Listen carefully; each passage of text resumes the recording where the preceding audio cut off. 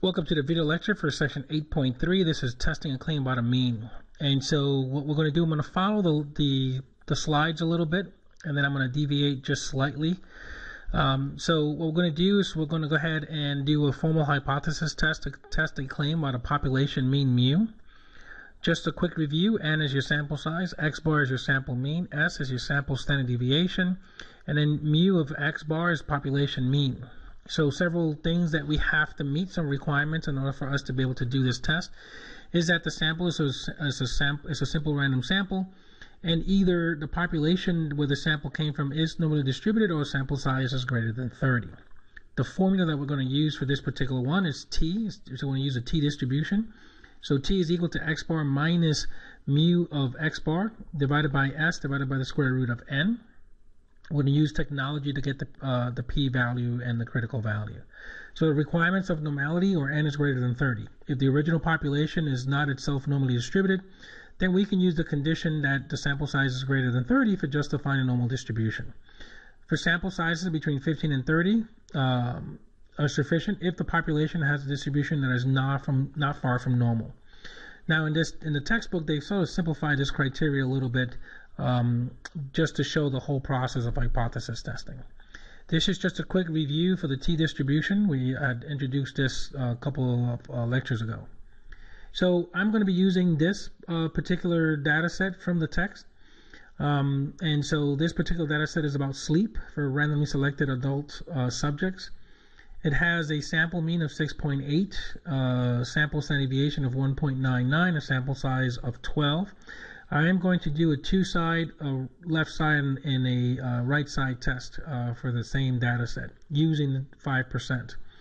We're going to go ahead and use the p-value method also.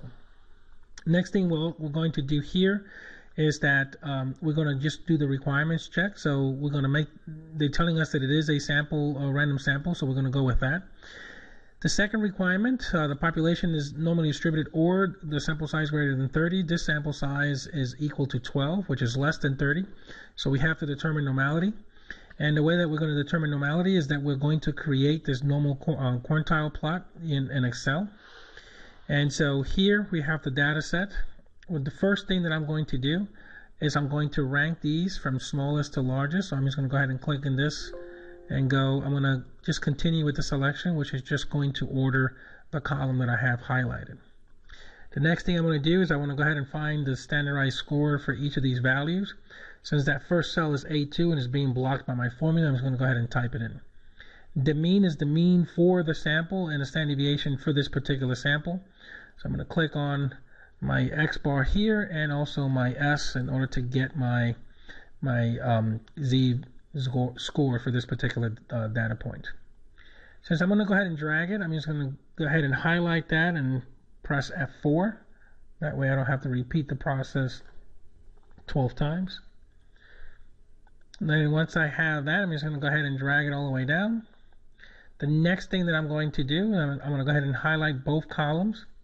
I'm going to click on Insert. I'm going to go ahead and do a scatter plot. Usually just pick the first one. And you can see here that it does look like it's going to be just a nice straight line. So the next thing I'm going to do is I'm going to add a trend line. I'm going to click on it. I almost made a mistake there. So you click on them, and then you right click, add trend line. The only thing I'm going to do is just change the color to red so I can see it better. I'm not going to do anything else. You can see that it does fit. So the assumption for normality is made. Now we can go ahead and do our test. So next thing I'm going to do, we know that it's telling us that mu is 7, so we're going to go ahead and keep that there. Degrees of freedom are always going to be your sample size minus 1. And so the next thing I'm going to do is I'm going to double check that everything is correct here. So my alpha is 5%, and I got to go ahead and find my critical value. So the critical value, the way that we find a critical value for a two-tailed test, if you remember, it's a t-test. So it's going to be t.inv.2t. That's the new formula that Excel has. We don't have to divide alpha by 2. And so here we start typing in, we get t.inv.2t. And the probability is going to be, in fact, our 5%. And in degrees of freedom is 11. And we get a critical value of 2.201. Now, Next thing we're going to do is find our test score, right? And so, I mean, not a test score, the test statistic. So this particular one is going to be our X bar, our sample mean, minus the population mean, or the hypothesized population mean. And we are going to divide that by our sample standard deviation, divided by the square root of our sample size, which is 12. And I'm just going to go ahead and close it off, make sure everything's good. And I got a test statistic of negative 2.9. Now again here, if it's less than the negative 2.201, right, we're going to reject. If it's greater, we're going to reject. Here it falls into do not reject category. Next thing I'm going to do is I'm going to make sure that I'm going to double check how to get my p-value. Now, since it is a two-tailed test, I'm going to use this formula right here, which is t.dist.2t. And so equal to d dot. And so if you notice, it has a t, 2t, and a right t. So it allows us to find for a left tail test, a two tail test, and a right tail test. This is a two tail test. And so our test statistic is this value right here with degrees of freedom of 11. And so for this particular one, it actually, I think this is supposed to be absolute value. There you go. And so, yeah, it should have been absolute value, sorry.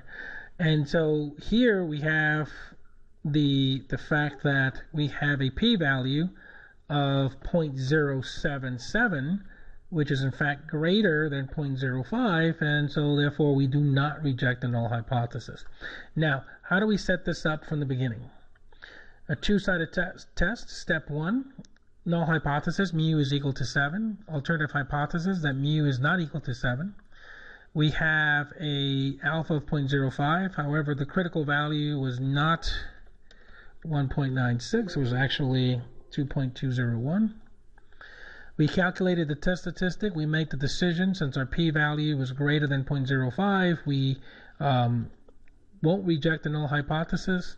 And then the last thing is we make the conclusion, which we write it up and say that at an alpha of 5%, sample size of 12, there isn't sufficient evidence to reject the null hypothesis and say that the average adult gets something different than 7 hours of sleep per night. Now, the next thing that I want to do is I want to go ahead and do the confidence interval.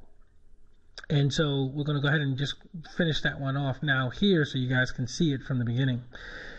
And then going back here for the confidence interval for the t, we do use the two-tail critical value. So we're going to use the two-tail critical value. So we're going to use the same one, which is 2.201.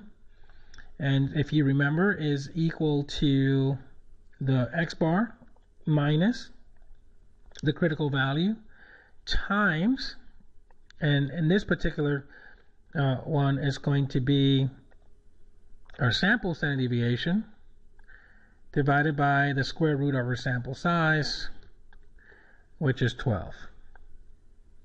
So our lower parameter for the confidence interval is let's say 5.6 hours. Now for the other one, it's going to be x bar plus our critical value times s divided by the square root of our sample size. So we got a 95% confidence interval between 5.6 hours and 8.1 hours, which, since 7 hours is in that interval, we also do not reject the null hypothesis. So the next thing we're going to do here is I'm going to take all this information here. Let me keep it here. And so let me delete some of this that I have here. Actually, let me do this. Let me copy this see here, I'm not sure which way it goes, and I want all the values. All right,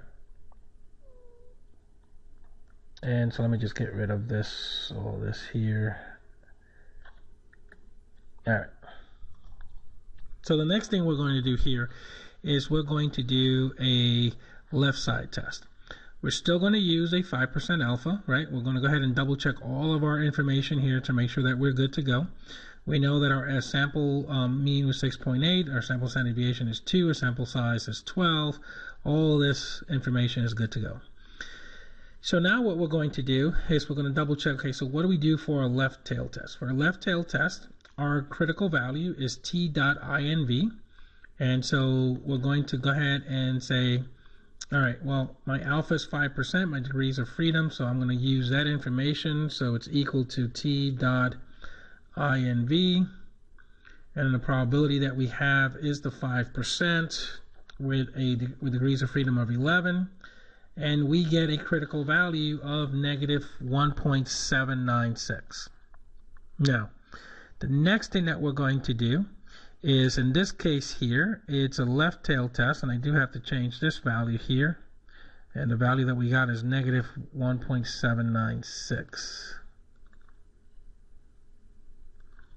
796, make sure I change that there, so we got it. And so for the left tail test, our step 1 is that the null hypothesis, mu is equal to 7. Our alternative hypothesis, that mu is less than 7.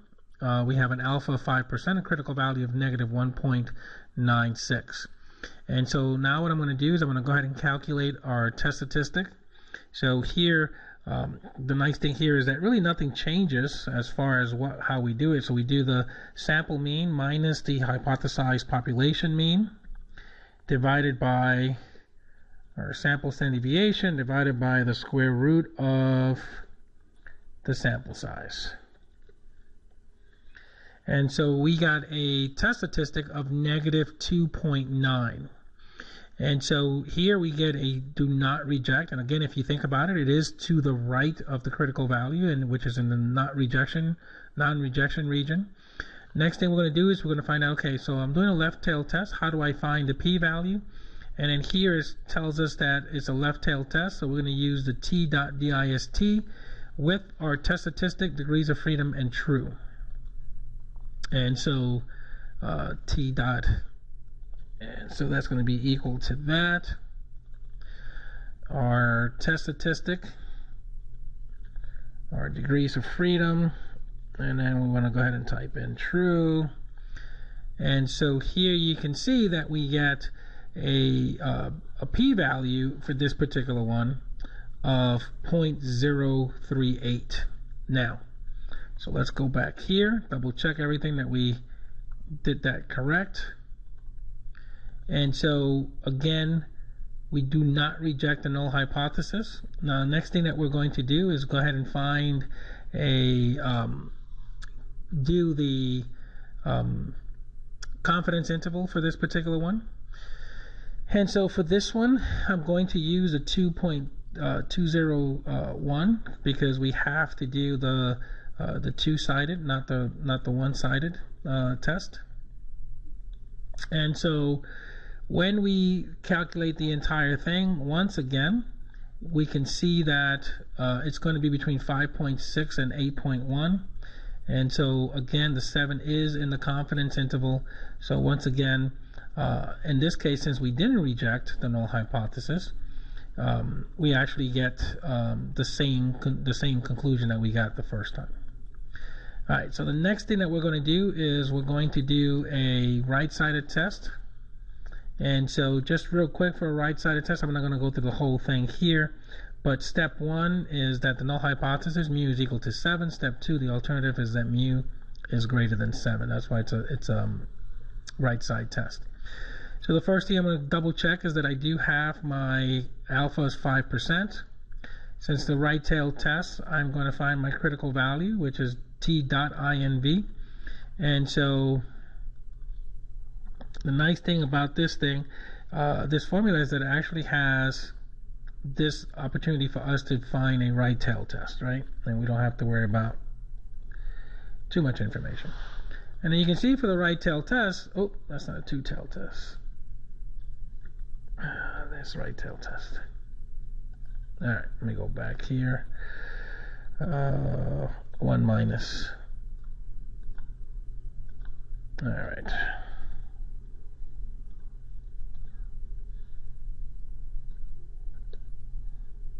So it's going to be a 0.95 and degrees of freedom of 11. Sorry about that. All right, the next thing I'm going to do again is I'm just going to go ahead and copy all of this from A to G.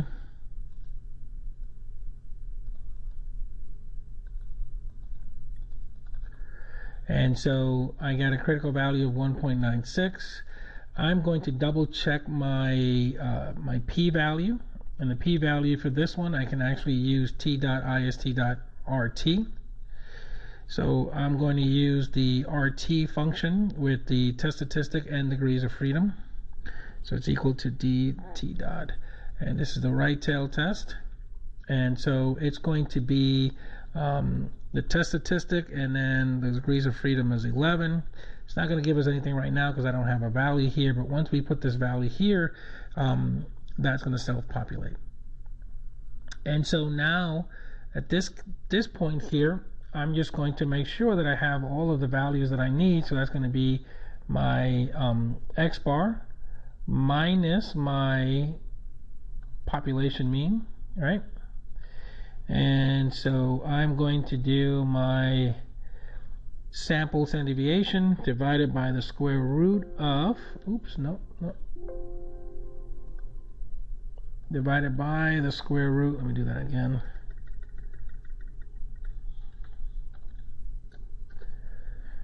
of my sample size. So I got a test statistic for this particular one of negative 2.96. My critical value is 1.796. And so here, again, we do not reject. I get a p-value of 0.06, which is greater than alpha. We do not reject. And so we did a two-tail, left tail, a right tail. We showed normality, and this is for section 8.3. Thank you.